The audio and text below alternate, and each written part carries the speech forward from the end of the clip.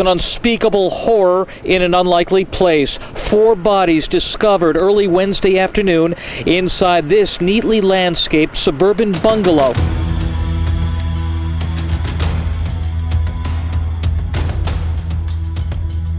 These are not the kind of acts that occur in wonderful communities like Guilderland. This never happens. It's just shocking.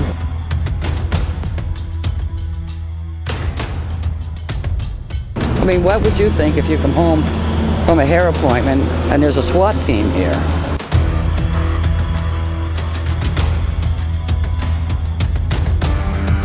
October 8th, 2014, a crime that shook the capital region to its core. 4 people killed in a home on busy Western Avenue in Guilderland.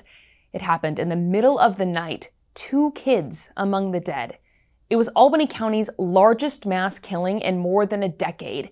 Investigators quickly swarmed the home as word spread. It's an apparent quadruple homicide that we're investigating currently. There's many agencies here, the Guilderland Police, the State Police, the FBI is consulted as well as some other agencies. Investigators did not release much information at first, but they quickly tried to calm fears. Can you assure the people who live around here that they're safe at this point? Is there any? We don't have any reason to believe that anybody would be in danger here. Slowly, we began to learn more about the victims, the Chen family, a mom and dad in their 30s, and 2 boys, 2nd and 5th graders at nearby Guilderland Elementary School.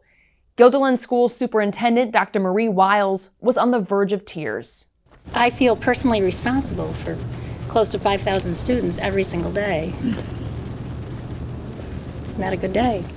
As things began to unravel, police realized many relatives and potential witnesses didn't speak English. They spoke Cantonese and Mandarin. We have translators coming in from throughout the state because there is a significant language barrier, which is holding us back from giving you any information. The investigation soon moved outside, where police began stopping drivers, asking if they knew anything. Unfortunately, we're less than 24 hours out, and we are where we are. The mom and dad often helped out other family at the nearby King's Walk Chinese restaurant. People there were in mourning as they tried to keep the restaurant open and too distraught to go on camera. Back at the home, the investigation began to capture the attention of people in New York City. It was the top story on a Chinese news website based down there, and they even sent up a reporter. Meanwhile, we began to learn new, gruesome details and what could have led up to the killings. Dan Levy reports. 3 days after the gruesome murders, and forensic detectives were still collecting evidence and dragging it out from 1846 Western Avenue late into the evening on Friday. There's also new information emerging about what was happening inside and around the home the night of the massacre. According to a New York City newspaper that's popular in the Chinatown district, there was a late-night drinking party going on involving at least 8 people. They were playing mahjong, a casino game that is often played for big money. And sometime after everyone left around 2 a.m., a hammer was used to kill 2 adults and 2 children inside. The Singtown newspaper claims to have spoken with relatives of the victims. It should be pointed out that police have not confirmed any of that information. However, NewsChannel 13 has now been able to corroborate all of that information and more through a trusted source who tells us both hammers and knives were used in the murders. In addition, women at the party were indeed playing mahjong, but the men, we're told, were playing Texas Hold'em poker. According to neighbors, 20 to 30 cars would be parked outside the residence at least once a week, something that had been going on for more than a year, which seems to corroborate what we have heard from other sources about the possibility of gambling activities. Our trusted source tells us information is hard to come by because people are fearful.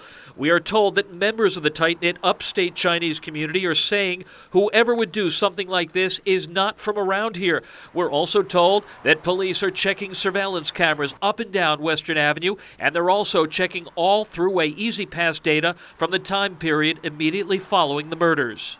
And here on Western Avenue, white ribbons have been tied to some of the trees and utility poles that line the neighborhood.